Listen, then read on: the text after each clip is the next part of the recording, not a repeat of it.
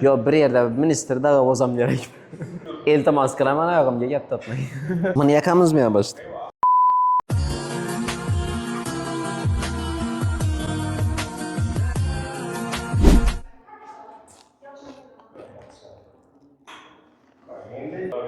Aram yupkam yo'q men. Bo'ladingiz. Mo'ri, men o'qituvchilik sohasi bo'lmagan. O'ylash kerak.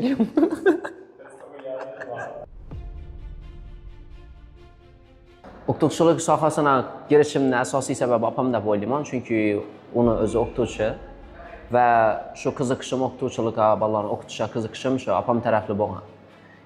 Ikkinchi sabab ingliz tili sohasini tanlashimning yana asosiy sababimdan birisi yosh vaqtimda ingliz tiliga qiziqqanman va shu bo'yicha o'zim ustimda ishlaganman. Keyinchalik o'qitish bo'yicha va ingliz tili bo'yicha qobiliyatlarimni sezgan holda shu sohani tanlashga qaror etganman va yana bir asosiy sabablardan birisi Og'abek domla bo'lgan. Og'abek domla albatta 10-klass 10 yoki 11-klass vaqtimizda bizlarni o'qitishga kelganlar. Shu vaqtimda Og'abek domlani o'qitish usullarini ko'rib, men ham shunday o'qituvchi bo'laman degan maqsad bo'lgan.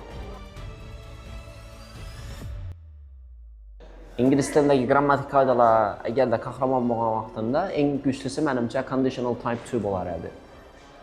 Ingliz tilida xuddi shunday qoida bor, ya'ni u ishlatiladi hypothetical situations, ya'ni xayoliy narsalar uchun yoki imagination, tasavvuriy narsalar uchun ishlatiladigan qoida bu.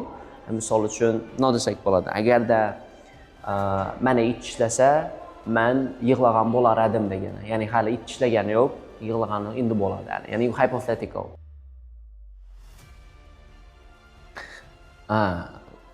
Bunday voqea ko'p sodir bo'ladi. Ya'ni o'quvchilar ko'p uyga vazifani bajarmay keladi va shu orqali o'zlari aybni o'zlaridan boshqalarga to'nkashni yaxshi ko'radi o'quvchilar ko'pincha. Va shunday voqea hozir sodir bo'lgan. Bir marta bir o'quvchimiz kichkina yoshdagi o'quvchi edi, undan kulgili narsani kutamiz baribir ham. Uyga vazifasi listening va reading log edi, ya'ni shu uyga ishlaydigan narsalarimiz bor va u uchun bizlarga telefon kerak bo'ladi ishlashlari uchun o'quvchilarga. U aytib ediki, opam yetib edi sadaqaga, men shuncha ishlab bilmadim deb edi. Ya'ni birinchidan bildim aldab turgan ekanligini va ikkinchidan shunday narsa tushuntirdiki, u vaqtimda opasini ne daxli bor edi uni homework'a. Shunday narsa sodir bo'ldi bizda, shunday savol sodir bo'ldi. Keyin men o'zim tushuntirib berdim bolalarga, albatta uni yonini olish tarafida. Keyin aytib edimki, ya'ni bu opasi telefonni berib turadi menga.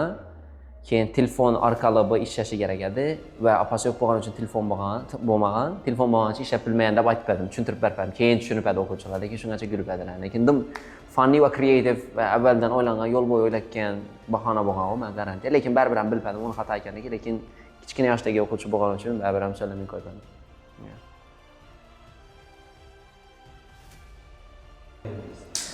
Agar o'qituvchi bo'lmaganimda menimcha biznesmen bo'lar edim. Ya'ni biznes sohasida o'zimni sinab ko'rgan bo'lar edim. Chunki biznes loyihalarim bor. Hali xudo xolasa, ya'ni o'qituvchilik oxirgi kasbim bo'lmaydi deb umid etaman. Lekin agar o'qituvchi bo'lmaganimda albatta o'zimni biznes urgan bo'lar edim.